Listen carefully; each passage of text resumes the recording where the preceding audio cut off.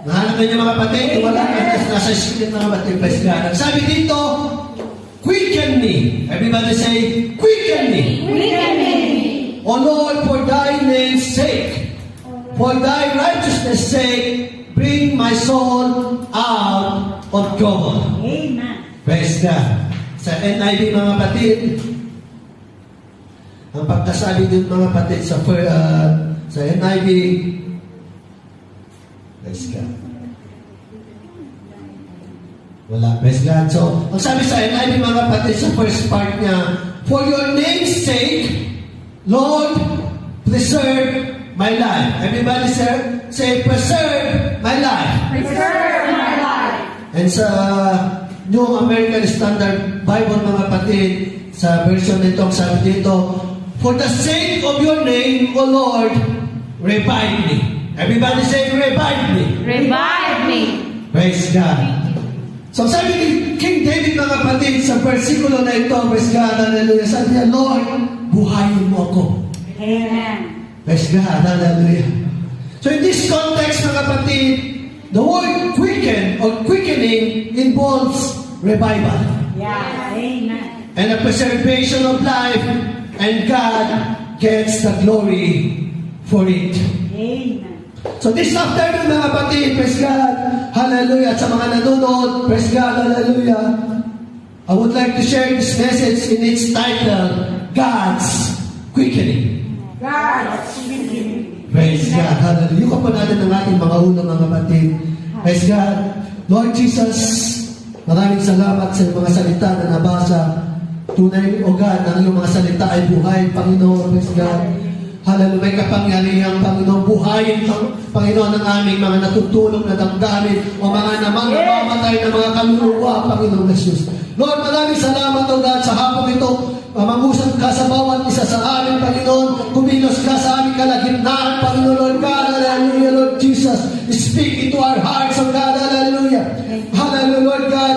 Pierce our heart, O God. Hallelujah, Lord God. Pricks our heart, O God, so we can respond to your words, O God, today. Hallelujah. Maraming salamat, Panginoon, Lord God. Pagpalain mo ang aming bisita sa araw na ito, Panginoon. Sister Isabel, Panginoon, Lord God. Bigyan mo siya ng makalangit at pangunawa sa mga salita, Panginoon. At maramdaman niyo, God, ang pagyakap mo sa kanya sa araw na ito. Maraming salamat, Panginoon. We give you back all the glory and honor in the mighty name of Jesus. Everybody say, Amen. Papak tayo, Panginoon, mga kapatid.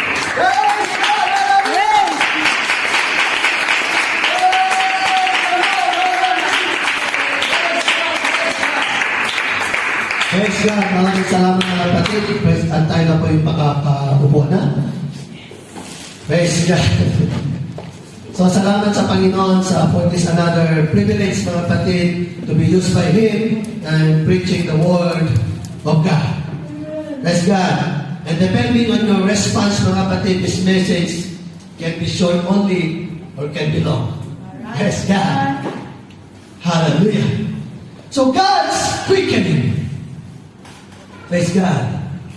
Upang maintindihan natin, mga kapatid, ang text na to, itong main text na to, bakit sinabi ni King David, quicken me, O Lord, revive me, O Lord, or preserve my life, O Lord, for your name's sake.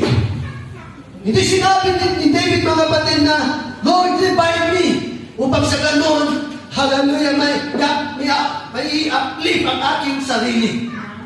Upang sa ganun, makita ng ibang tao na ako'y malakas. Hindi, mga kapatid, sinabi ni King David, quicken me, Lord. Revive me, Lord. Preserve my life for your name's sake. Amen. Ibig sabihin, mga kapatid, praise God, God gets the glory. Hallelujah for King David's revival. Amen. Hallelujah. And this afternoon, church, hallelujah, if God is going to revive us today, if God is going to quicken us today, hallelujah, God will get the glory for it. Amen. It's not for our own sake. Yes, hallelujah, some part of it, this will be beneficial for us. But God will get the glory for it. Other people can see that the God that we are serving is alive. Yeah. We are being quickened. If there is revival in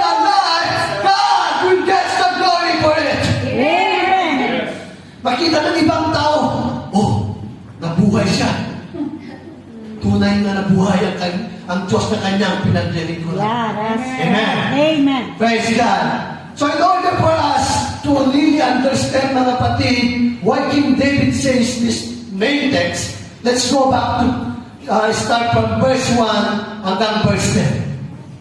Praise God. Basahin natin, mga kapatid, sa NLT version. Meron ba, Sister Cynthia?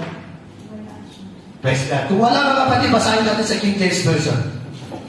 Praise God. So, start from verse 1. Ang sabi, mga kapatid, hear my prayer, O Lord. Give ear to my supplications. Praise God. Alam ni King David, mga kapatid, ng kanyang Diyos na kinakausap ay nakikinig. Yeah. Napapakinggan niyo, mga kapatid, ang mga sinasabi ni King David. Kaya sabi niya, hear my prayer, O Lord. May confidence siya, mga kapatid. Ay sabi niya, mga kapatid, in thy faithfulness, answer me, and in thy righteousness. Yeah. Niremind ni King David, mga kapatid, habang ginagawa niya, mga kapatid, ang prayer nito sa ating Panginoon, niremind niya ang characteristics ng ating Panginoon. Being faithful and being righteous. Yeah. Kaya sabi niya, Lord, because you are faithful, because you are righteous, you will answer my plea. Amen. Woo!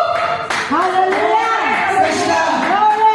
Pwede natin gamitin yan, mga kapatid, sa ating mga pananalangin.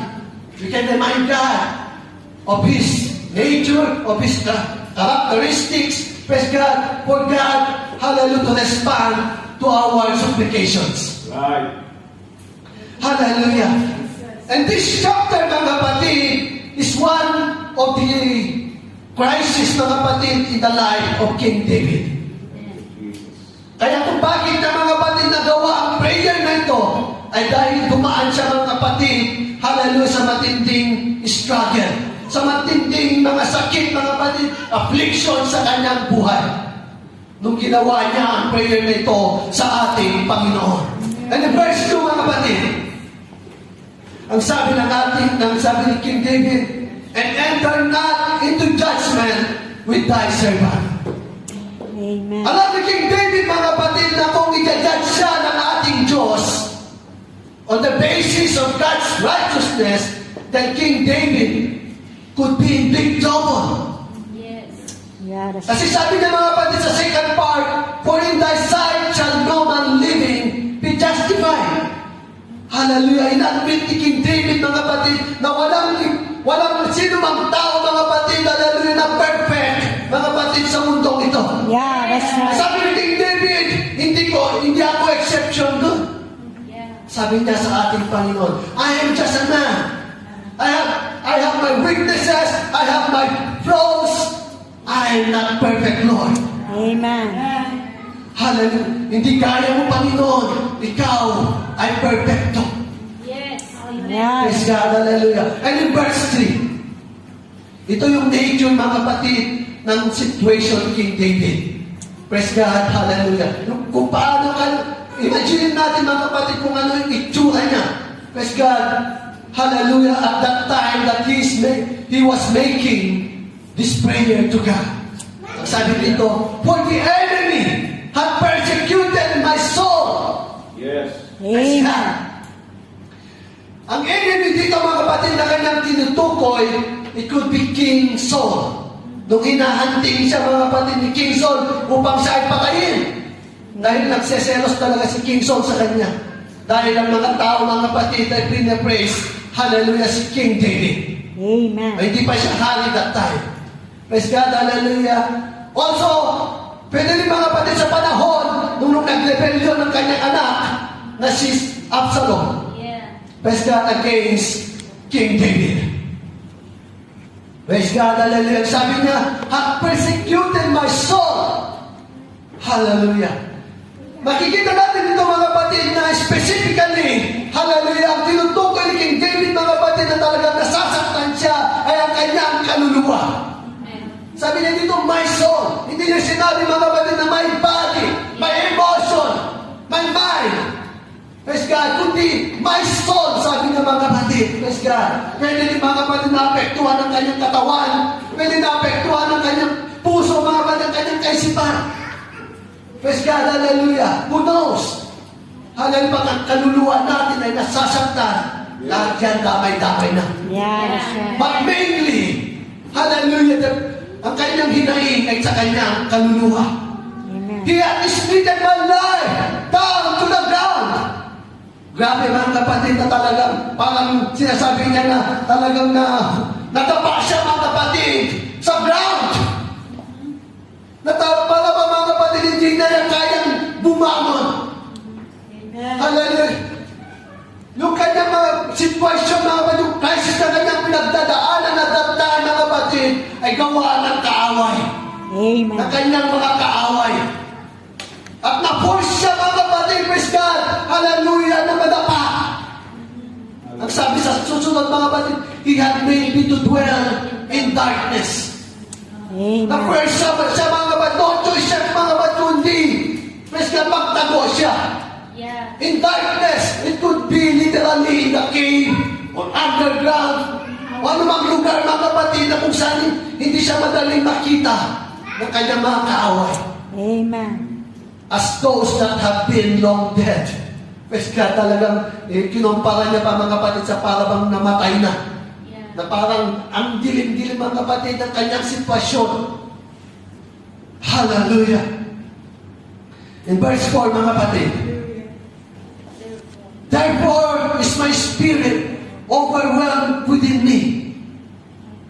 Talaga mga kapatid na nawawalan na siya ng pag-asa. Na-overwhelmed na siya mga kapatid ng kanyang sitwasyon.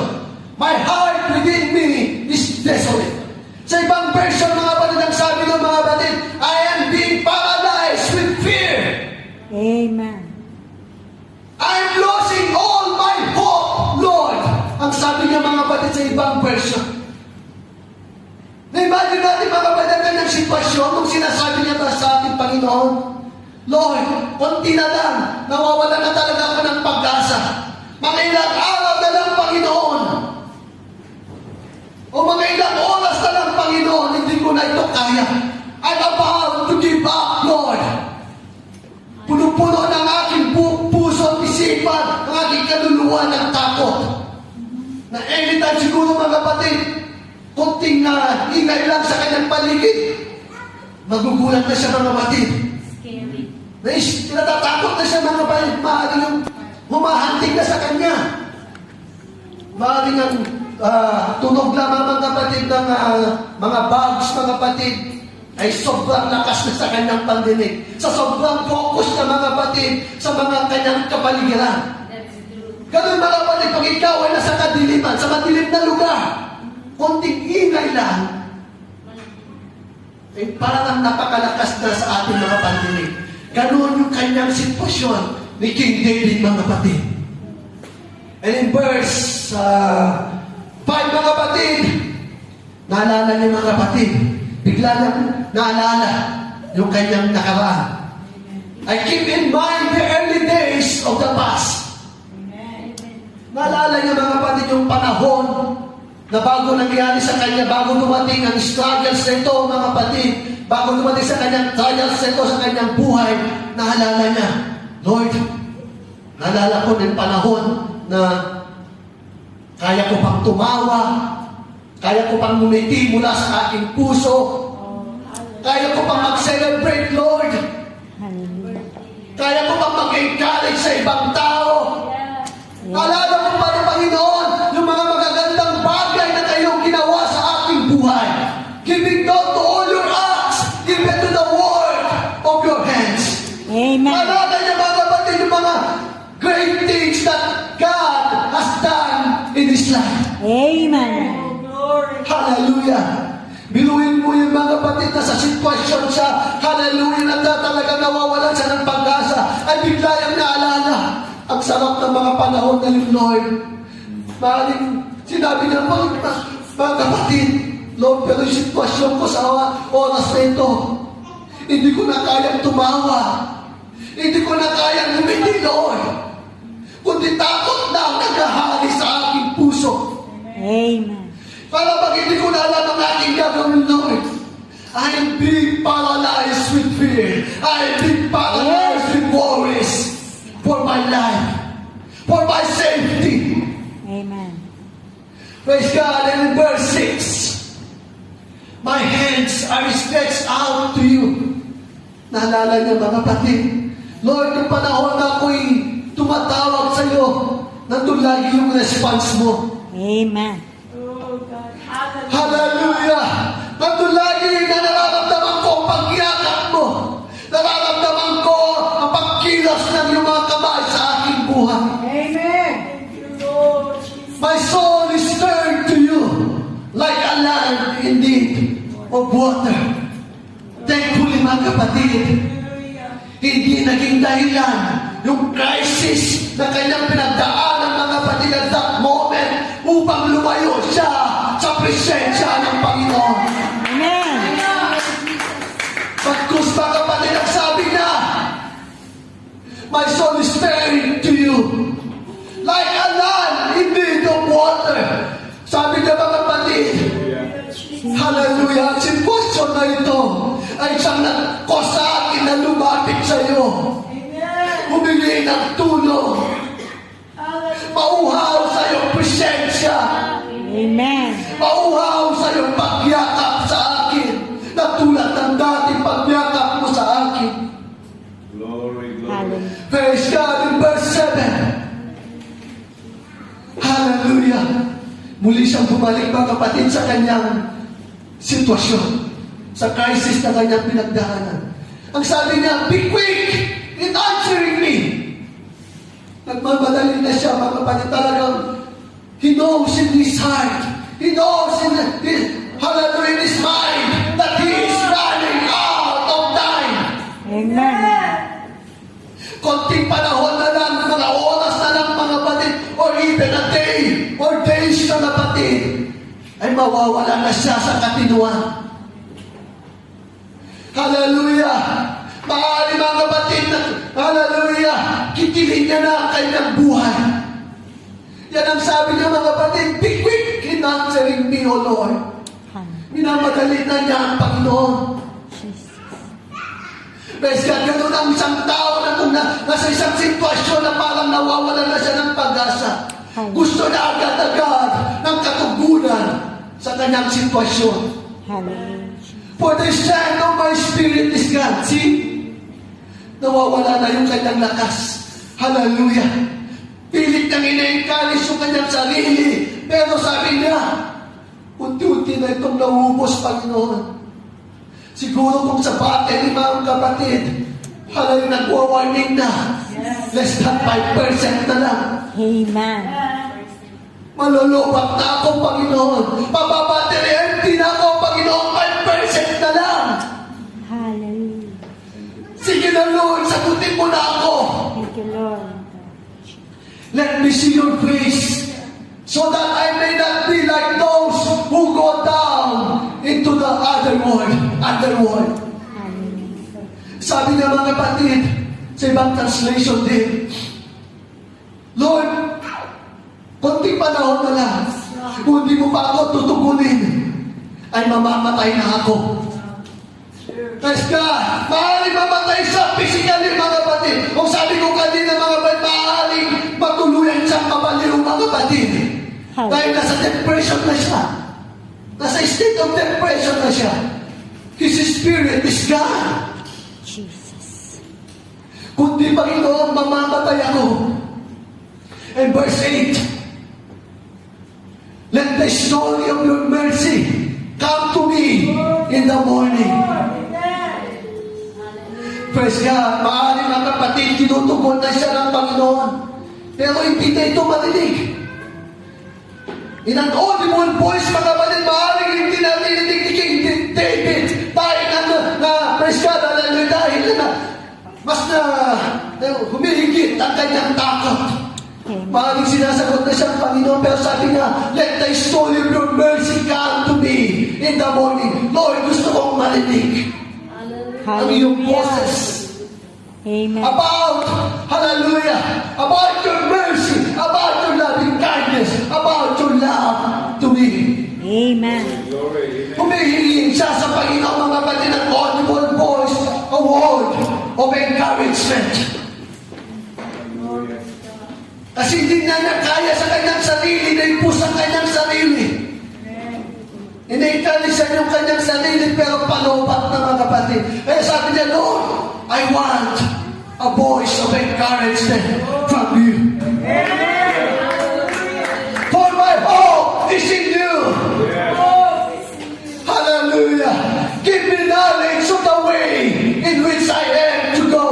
For my soul is lifted up to you. Praise God. Hindi lamang siya humihingi sa ating Panginoon ng word of encouragement. Humihingi rin siya, mga kapatid, ng loving guidance mula sa ating Diyos. Ang sabi niya, mga kapatid, Lord, hindi ko na alam ang aking gagawin. Hindi ko na alam kung saan ako tutungo. Guide me, Lord. Lead me. What to do, Lord? Yan ang kanyang sinasabi, mga kapatid, in verse 9. Praise God, hallelujah. Deliver me, O Jehovah, from mine enemies. Praise God, hallelujah. Tunay, mga kapatid, na hindi niya lamang gusto ng word of encouragement, hindi niya lamang gusto, mga kapatid, ng guidance ng ating Panginoon, kung gusto niya, at gusto rin niya, mga kapatid, hallelujah, na ma-deliver siya, mga kapatid, maligtas siya, nabigyan siya ng protection mula sa kanyang mga kaaway. At ang sabi niya, unto thee do I flee for refuge. King David doesn't rely in his own strength anymore. King David doesn't rely in his own ability to survive the crisis, mga kapatid, that he was, hallelujah, oh, the hallelujah. But he was determined, hallelujah, to take the Lord as his refuge, as his shelter. Hallelujah. He was determined to take God Hallelujah. at his hiding place. Woo! And in verse 10, Hallelujah. hallelujah, teach me to do. Everybody say, to do thy will. For thou art my God. So humingi siya ng word of encouragement. Humingi siya ng loving guidance mula sa ating Panginoon. Yes. Humingi siya, mga kapatid, hallelujah, na may ligtas siya mula sa kanyang mga kaaway. At humingi din siya sa ating Panginoon na tulungan siya na gawin ang kalooban ng Diyos sa kanyang buhay. Amen. Yes, napakagandang pakinggan, mga kapatid. Hallelujah, ang kalooban ng ating Panginoon sa ating mga buhay. Hallelujah. Pero mas maganda, mga kapatid, na hilin natin sa ating Panginoon na magawa natin ang kanyang mga kalooban sa ating buhay. Amen. Napakagandang pakinggan ang salita ng ating Panginoon. Yes. Pero Hallelujah. mas higit na mas maganda na sundin natin ang salita ng ating Panginoon. Thy Spirit is good. Ang sabi na sa ating Panginoon, lead me to the land of uprightness. Lord, with your gracious Spirit, Oh, yes, God. Lord, you are good. Your Spirit is good. Lead me once again to live according to your righteousness. Yes, Lord. Lead me once again to a life with a firm foundation. Lead me once again. Lead me once again to a life. Hallelujah. That I will be able to say with all my heart, with all my mind, that I will be able to declare to the people that you, my God, is alive. Amen. Oh, hallelujah. Glory. That leads to our main text this afternoon in verse 12. Hallelujah. Glory. Hallelujah. And verse 11, praise God. Quicken me, O Lord. For thy name. Yan ang kanyang sinabi mga kapatid sa ating Panginoon. Buhayin mo ko, Panginoon!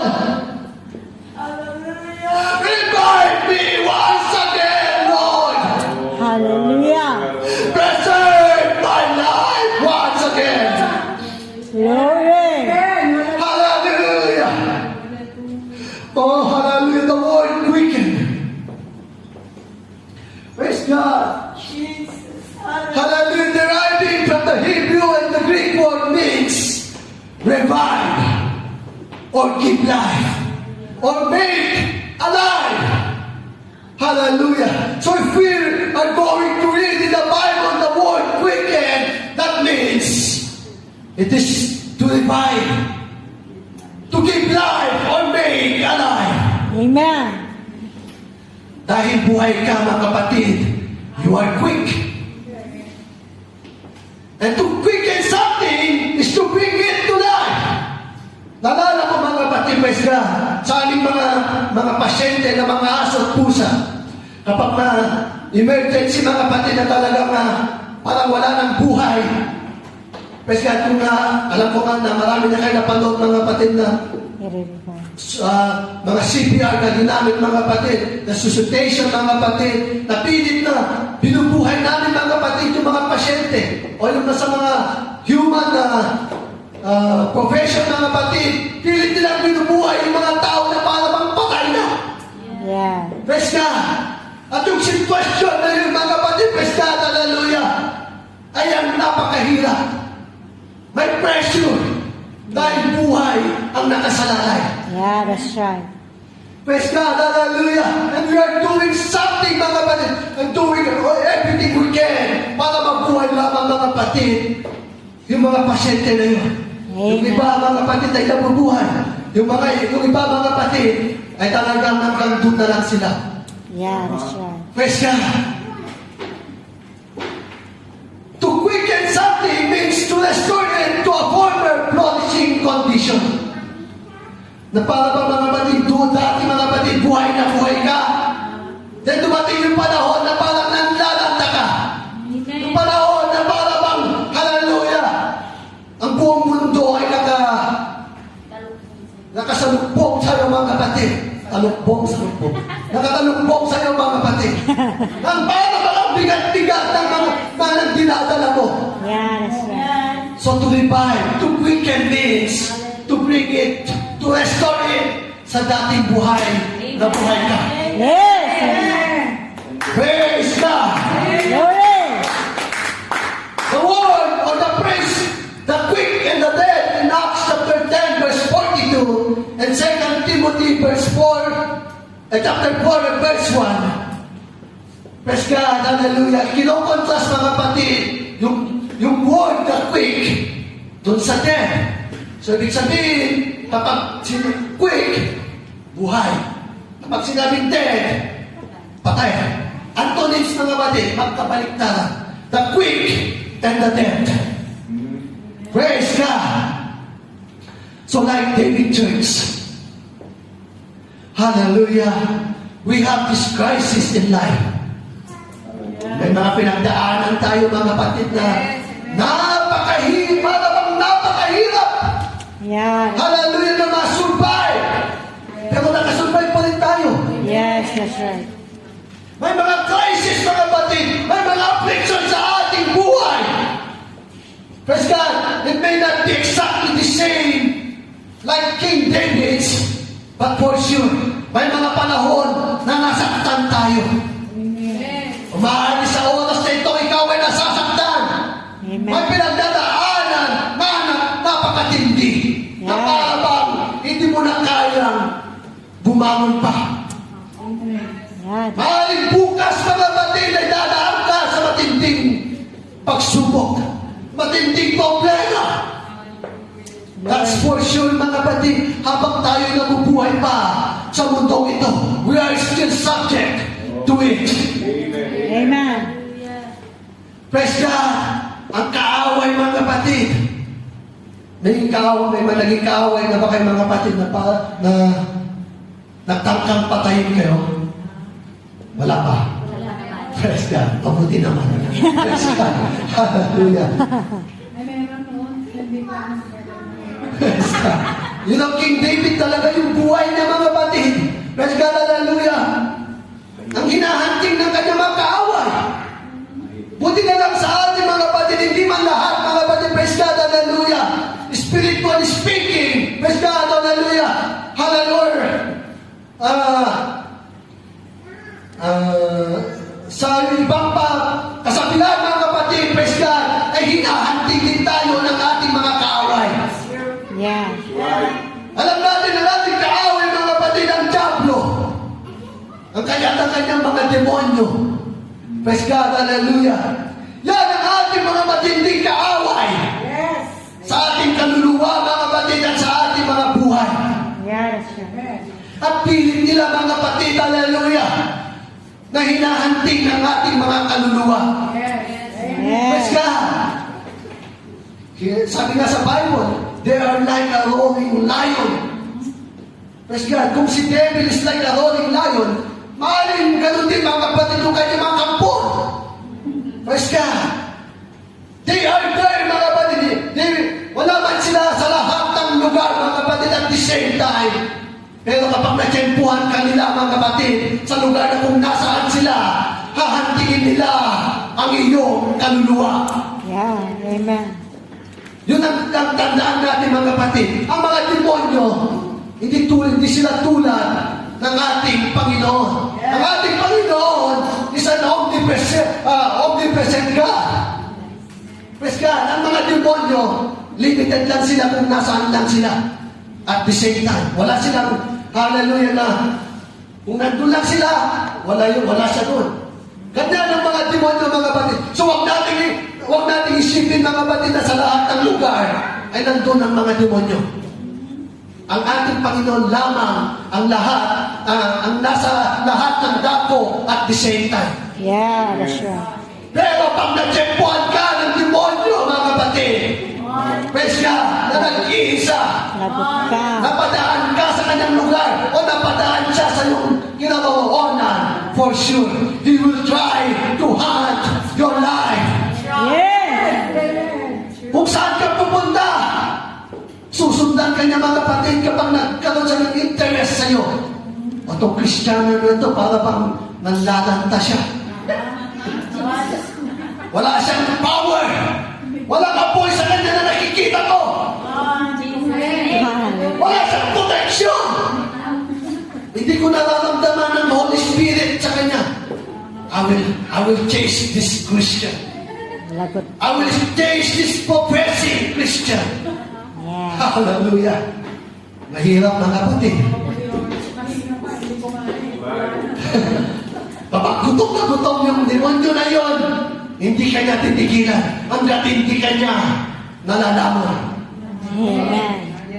Hallelujah. Nang parang kay King David, na kapatid, hindi siya titigil hanggat hindi ka nadadapa. Yes. Amen. Gagawin niya ang lahat upang ikaw ay madapa. Hallelujah. At itatry na yung best niya upang ikaw ay hindi makabangon. Yes. That's right. Hallelujah. Hallelujah. Na para bang ikakas niya ang ating mga kaluluwa, mga kapatid, ang ating mga buhay. Na mapepersan tayo, mga kapatid, na mabuhay din sa kadiliman. Na para darating tayo sa punto, mga kapatid, na parang ang dilim-dilim na ng sitwasyon sa ating buhay. Amen. Maaaring iba sa atin, mga kapatid, nakaranas ng ganung sitwasyon. Hallelujah, na parang hindi mo na alam ang iyong gagawin. Hindi mo na kayang bumangon pa. Amen. Hallelujah. In a place, in darkness, hallelujah, those times, it seems like there's no more hope. Praise God, hallelujah. We can be paralyzed with fear like King David. And those times, mga kapatid, hallelujah, na kailangan natin ng God's quickening. Amen. Right. Those moments of our life, we need God's quickening. Yes. That's right. For us to survive, we need God's revival. Amen. Right. Woo!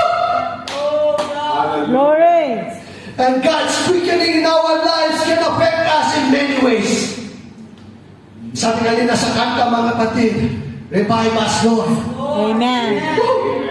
Sabi ko na, nung narinig kong nagpapagtis sila, oh, Lord, another confirmation, Lord. Amen. Kanina sa morning devotion, yung message about restoration, about healing. Another confirmation, Lord, for your message today. Hallelujah. Praise God. Yes. Hallelujah. God's quickening in our lives can affect us in many ways. By the power of God, we can be quickened or revived from sickness. Yes. That's right. Kapag may karamdaman tayo, mga kapatid, at kapag lumapit tayo sa ating Panginoon, Lord, gusto ko ng kagalingan sa ating nararamdaman na sakit. Hallelujah. And God can quicken you, can revive your body from Yes. that sickness, Amen. can restore your health. God can quicken or revive us from discouragement. Like what I said a while ago, if you feel being discouraged, God, hallelujah, can restore you. God can quicken you, can revive you. Hallelujah, until you will have the courage again Yes. to stand up, to rise up once again. Yes. Amen. Hallelujah. Glory. God can quicken to revive us from fear. Yes, Jesus. Hallelujah. Kapag natatakot tayo at lumapit tayo sa ating Panginoon, Lord, revive us. Revive me, Lord. Hallelujah. Bibigyan niya tayo ng tapang muli, mga kapatid, na harapin yung mga pagsubok na yan, harapin yung mga problema na yan, Glory. harapin ang mga kaaway na yan, mga kapatid, yung mga demonyo na yan. Hallelujah. Hallelujah. God will give us the power. God will empower us. To overcome those enemies. And we know some situations, mga kapatid, hallelujah, that God quickened or revived those people who are dead already. Amen. Hallelujah. May isang kliyente kami sa clinic, mga kapatid. Sabi nila sa receptionist namin, mga Kristiyano sila, mga kapatid, mga local. Praise God, hallelujah. Yung aso nila, mga kapatid, nasa terminal stage na talaga ng cancer, mga kapatid. Umiihi na siya ng dugo na talaga, mga kapatid. Nakalatay na lang siya, mga kapatid. Praise God, hallelujah, na paisa-isa na yung kanyang paghinga. Ipupuntuslik na sana namin, mga kapatid, pero hindi sila matulad pumunta sa aming clinic. Praise God. Hallelujah. Sinabi nila, after a few days, tumawag sila. Buhay na daw yung aso. Tapos tinanong ng receptionist namin kung anong ginawa nila. Pinag-pray daw nila, mga kapatid. Praise God. Yung aso, at nagbuhay mga hanggang ngayon. Ilang buwan na, mga kapatid, na na-extend na kanyang buhay. Amen. Nakita ko yung sitwasyon ng aso na yung mga kapatid na talagang wala na ang pag-asa. Ang payang-payang na niya, ang malaking aso yung mga kapatid. Kasi gagawin mo yung dugo na yung kanyang inihihi. Hindi na siya kumakain, paisa-isa na yung paghinga niya at that time. Pero, hallelujah, sinabi niya sila isang mga Kristiyano, mga kapatid, and they Alright. stand on their faith, they pray for their dog. Amen. At may mga sitwasyon, mga kapatid, natinig na natin o nakita natin mismo ng mga believers pag pinag-pray nila. Yung mga Yes. taong patay na. Hallelujah, ay nabuhay muli. Yes, that's right. Amen. Praise God. May mga testimony tayo mga narinig na gano'n. At sa Bible, maraming testimony na nabuhay na muli, mga kapatid. Amen. Glory. Ganun ang ating Panginoon, mga kapatid, na ating pinaglilingkuran. God can quicken the dead. Yes. Physically.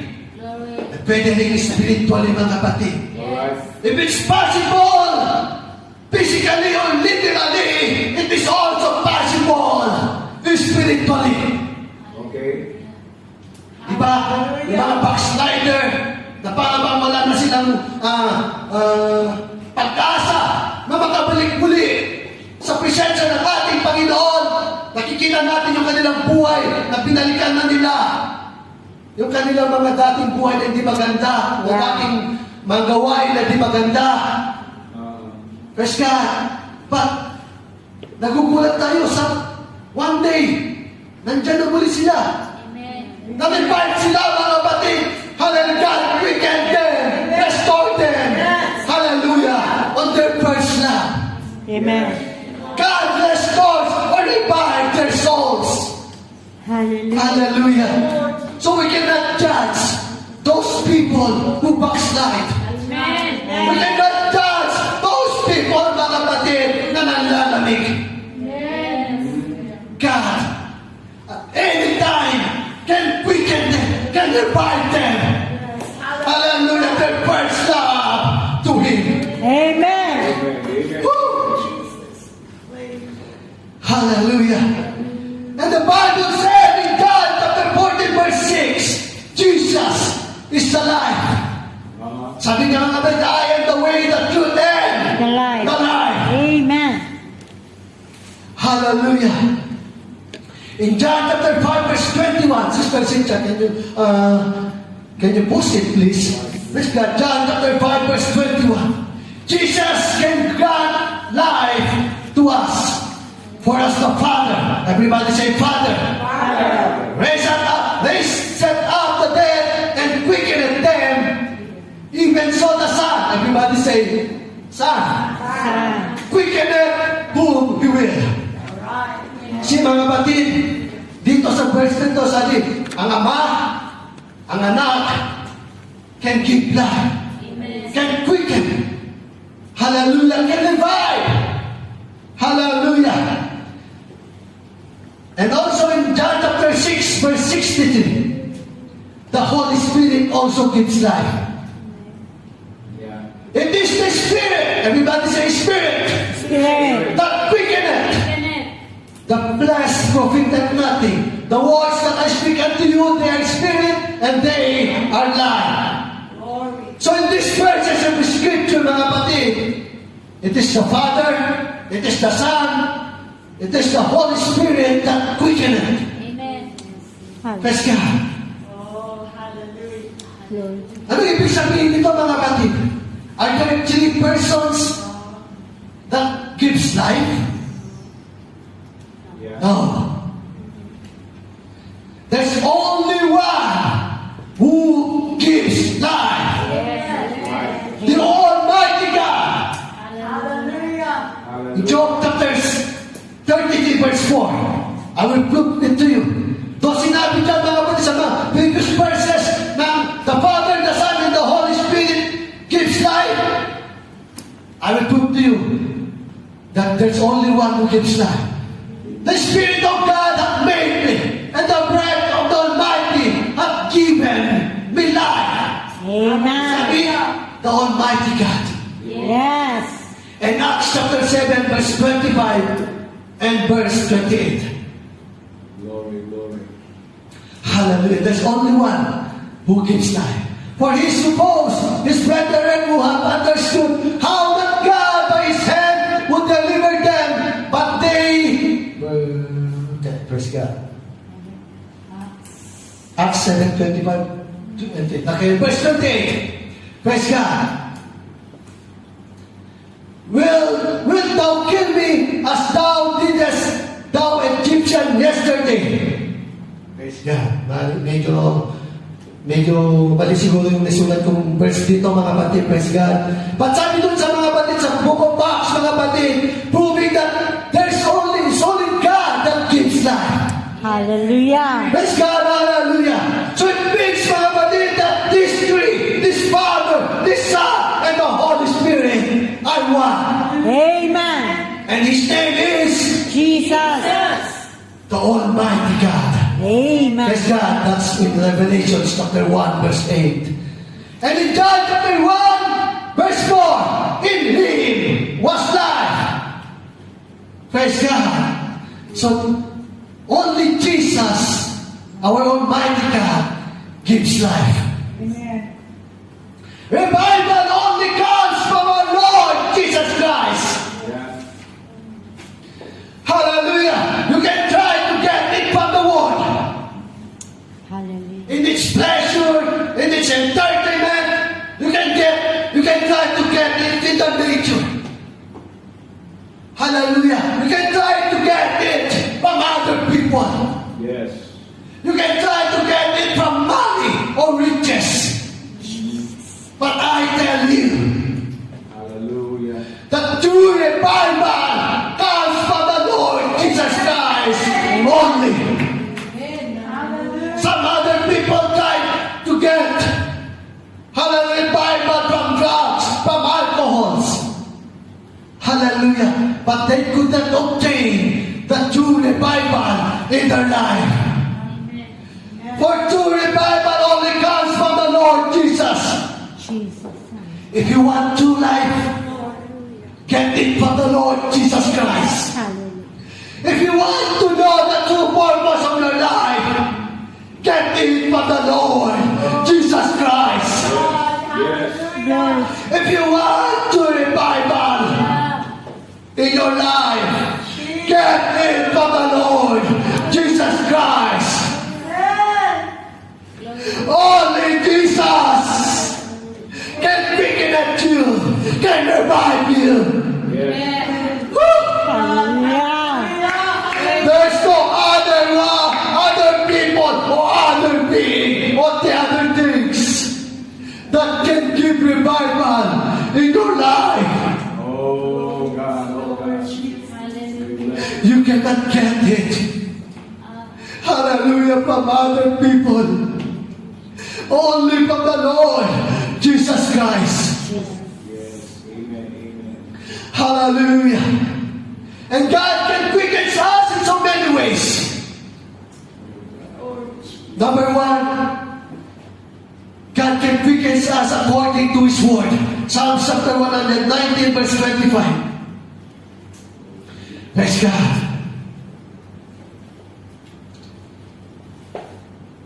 Sabi dito mga kapatid, Dalet, my soul cleaveth unto dust, quicken thou me according to thy word. Yan ang sabi ni King David mga kapatid, quicken thou me according to thy word. Talagang si King David mga kapatid, lagi siyang humingi sa ating Panginoon ng revival. Lagi siyang nakakaramdam mga kapatid, hallelujah, ng siguro ng mga pagkatakot, mga kapatid, praise God, ng pagkalungkot. Kaya sinasabi niya, quicken thou me, hallelujah, according to thy word. Glory to you. Bakit mga kapatid niya sinabi na thy word? Bakit sinabi niya ng salita ng ating Panginoon? In John chapter 6 verse 63, sa ating binasa kanina. Hallelujah. John chapter 6 verse 63, in part B, ang sabi, the words that I speak unto you, they are spirit and they are life. Woo! Kung bakit sinabi ni King David, mga kapatid, na the word of God can quicken him, because the word of God is life itself. Yes. Ang sabi sa Hebrews chapter 4 verse 12, mga kapatid, the word of God is quick and powerful. Hallelujah. And sharper than any two-edged sword, piercing even to the dividing asunder of soul and spirit, and of the joints and marrow. Siguro kung literal na sword ito, mga kapatid, ay napakatalas. At kapag ito ay ginamit sa isang tao, for sure mamamatay. Hallelujah. Pero iba ang salita ng ating Panginoon. Yes. The moment the word of God will pierce through your heart, Amen. the moment the word of God, the moment you heard it and pierce through your heart, to your soul, and your spirit, mabubuhayan ka. Hallelujah. Mayroong revival. Hallelujah. Sa salita ng ating Panginoon. Hallelujah. Glory.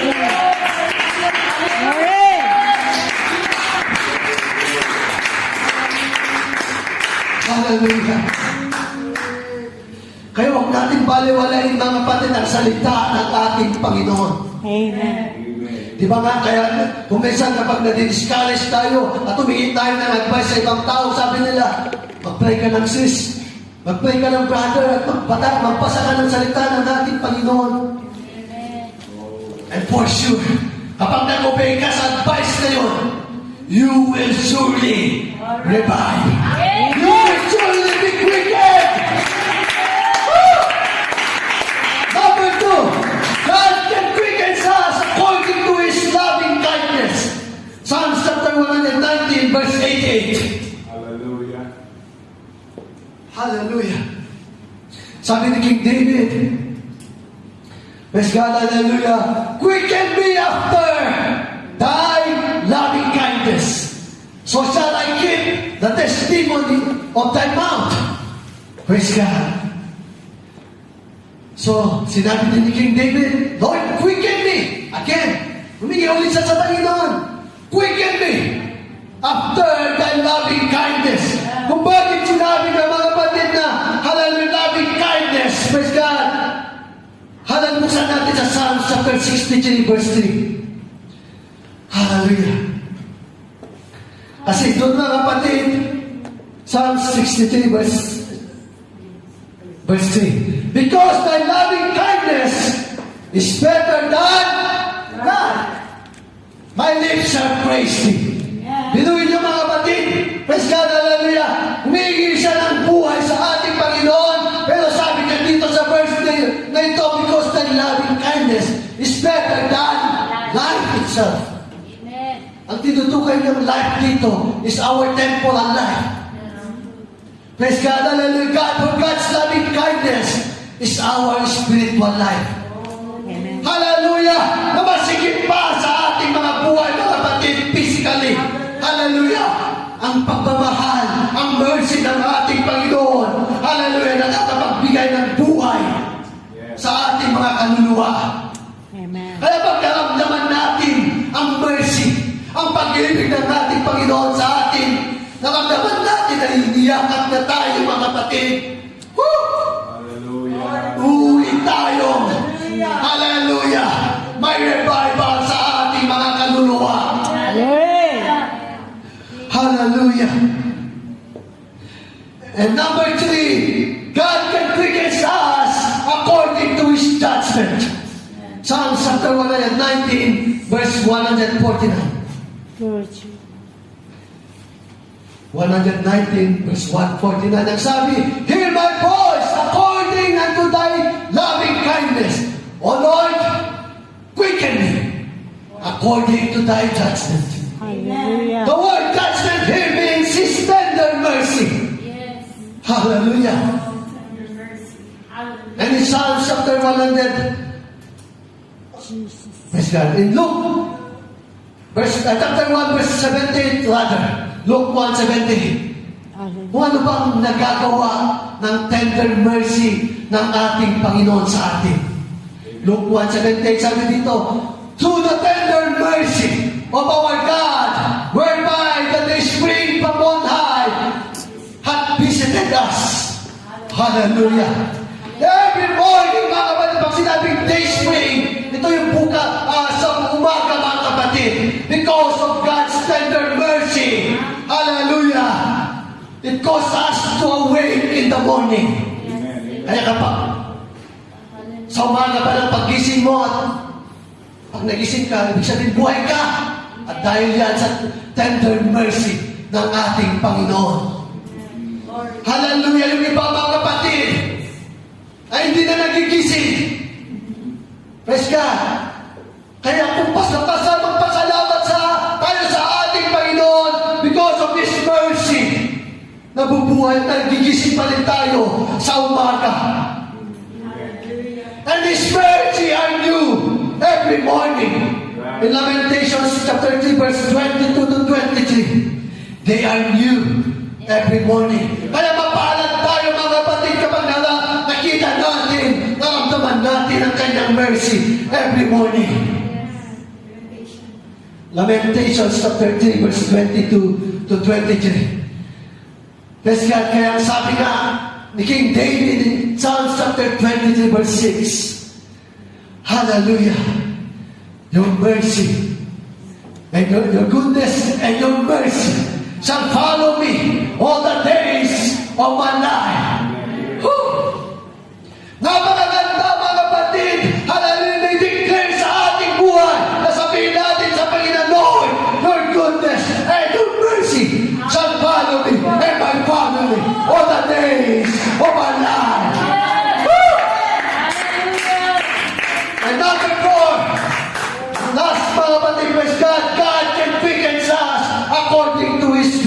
righteousness. Psalm chapter 119 verse 40. Praise God. Behold, I have longed after thy precepts. Quicken me in thy righteousness. Hallelujah. Hallelujah. In Proverbs chapter 21 verse 21. Hallelujah. Ang sabi mga kapatid ng Proverbs 21, hallelujah, on how God quickens us according to His righteousness. He that followeth after righteousness and mercy findeth righteousness and honor. If you find righteousness, if you find the righteousness of God in your life, hallelujah, you will find tonight. May buhay, may revival sa righteousness, sa presensya ng ating Panginoon.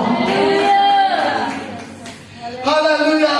God can quicken us in order to keep us on the godly path. Hindi na lamang tayo nire-revive, mga kapatid, ng basta-basta lamang, kundi nire-revive na tayo upang tayo lumakad sa kanyang kalooban, upang tayo lumakad, mga kapatid, sa kanyang daan.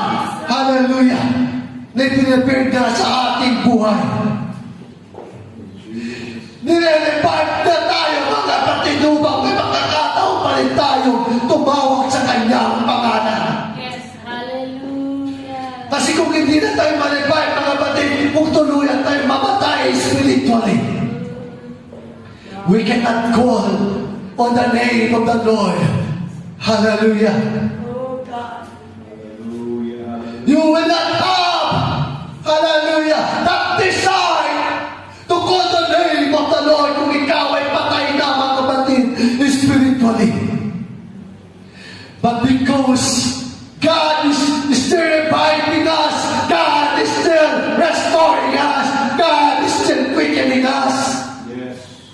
we can still call upon the name of the Lord, giving praise and glory, hallelujah, to His name. Hallelujah, we ask the Lord to quicken our thoughts and the passionate feeling that we once had before, mga kapatid. Sa hapon na ito, mga kapatid, we can ask the Lord, Lord, revive my first love. My first love to you, Lord, restore it. Quicken me, Lord. Restore the state that hallelujah, that I had before. Yung init ng aking pagmamahal sa iyo, Panginoon. Yung init ng aking paglilingkod sa iyo, Panginoon. Revive me, God. Maaari sa hapon na ito, mga kapatid, we can ask the Lord. Lord, yung aking mga kapatid, yung aking mga talagang kapamilya, yung aking asawa, yung aking mga anak na nanlalamig, Lord. Quicken them, Lord Jesus. Restore your love. Restore your first love. Amasak ka na, liyan ka na, seta, hallelujah. Hallelujah to your church. Hallelujah. If this afternoon, nakakaramdam ka ng hallelujah, paglalamig. Hallelujah. Hallelujah. If this